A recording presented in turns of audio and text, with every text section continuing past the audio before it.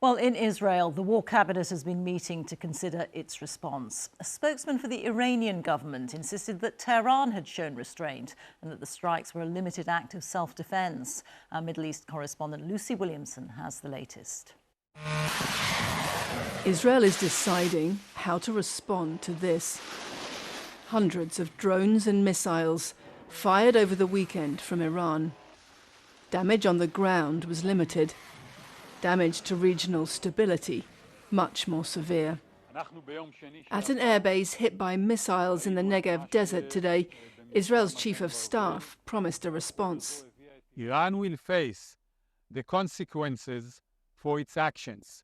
We will choose our response accordingly. The IDF remains ready to counter any threat from Iran and its terror proxies. Israel says only a handful of missiles made it through air defences. But this direct confrontation with Iran, the first on Israeli soil, has thrown the Middle East off balance. What's shaken Israel in these attacks isn't the damage caused, but how they happened, with drones and missiles sent straight from Iran. And what these strikes left broken isn't so much infrastructure. It's Iran's fear of launching a direct attack. Iran's attack came with careful signalling.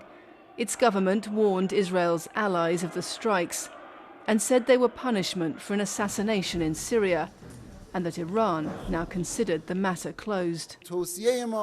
Our advice to all the supporters of the Zionist regime is to appreciate Iran's responsible and measured action and dissuade the Zionist regime from committing more wicked acts, which would bring incalculable consequences.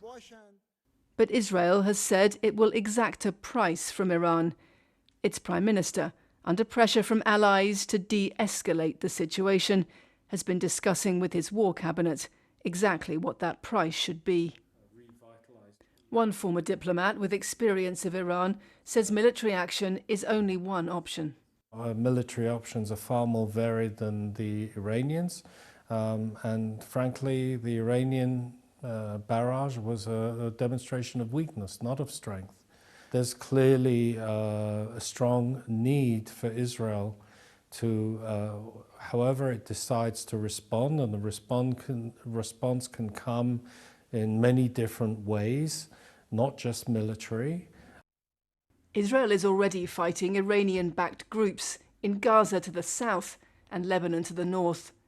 A far less powerful opponent delivered a major blow on the 7th of October. Israel's challenge now is how to restore a fear of conflict in its biggest enemy without triggering a war. Lucy Williamson, BBC News, Jerusalem. Our international editor, Jeremy Bowen, is here. So as we heard, Jeremy, Israel continuing to insist it will retaliate, even while the US is saying Iran has embarrassed itself. Well, I think they're trying to get the message over to the Israelis that, look, yes, you're right to be concerned. You have been attacked, but this is under control. Look, Iran's embarrassed itself. It's not that simple, though, for the Israelis.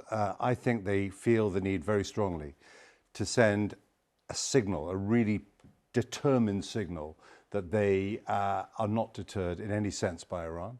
There's something very deep in Israel's DNA that it has to push back. It's not a question of turning the other cheek. It's an eye for an eye, at least. That is something which is really part of their ethos. But the gamble is always, how is the other side going to respond? Because, as you've heard, the Iranians are also saying, hang on, this was self-defense. We were just doing it to make a point, also to restore deterrence. And I think what they were also trying to do was to avoid causing large numbers of civilian casualties, which would have escalated matters. So Israel is having those similar kinds of discussions about the way that they need to go.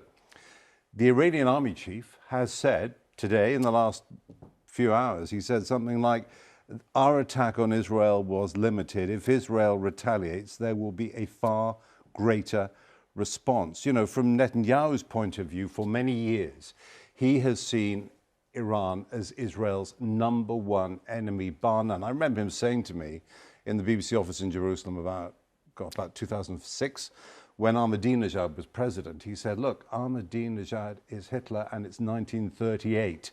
You know, it wasn't an exclusive. He was saying it a lot at the time to people, but that's very much his view. Now, don't forget, there's also the war in Gaza going on. That's something which is still urgent. There's still the famine. There is still military action going on there in the middle part of the Gaza Strip. But as far as Israel's Western allies are concerned, it is less of a priority these last few days than Iran. Iran seems a lot more urgent. Doesn't mean to say that they've forgotten about what's going on there, but instead of talking about differences, potential war crimes, famines, they're talking about unity, coalitions, facing Iran together.